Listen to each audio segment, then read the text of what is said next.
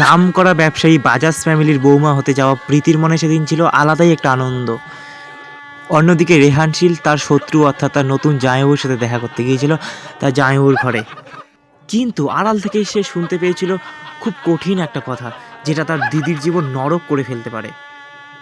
সে ভয়ে ভয়ে জানিয়েছিল যাতে তার দিদির সাথে এমন একটা চক্রান্ত করা না হয়।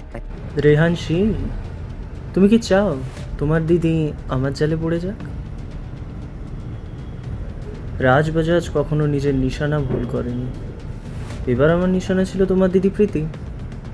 আমি তোমার রিকোয়েস্টে তাকে ছেড়ে দেব, কিন্তু তার বদলে এই কন্ট্রাক্ট পেপারে তোমায় সই করতে হবে। পড়ে দেখো। কি কি শর্ত? আমি আমার দিদিকে বাঁচাতে সব করতে পারি, কিন্তু প্লিজ রাজবাজাজ, আপনি আমার দিদিকে ছেড়ে দিন। কিন্তু কন্ট্রাক্ট পেপারটা পড়ার পর রেহানশীলের মাথায় যেন বাজ ভেঙে পড়ল। আচ্ছা, কি ছিল সেই কন্ট্রাক্ট পেপারে যেটা তার জীবন তছনছ করে দিতে পারে? জানতে হলে পড়তে হবে সমীর সরকারের লেখা অত্যাচারিত ভালোবাসা, শুধুমাত্র প্রতিলিপি বাংলায়।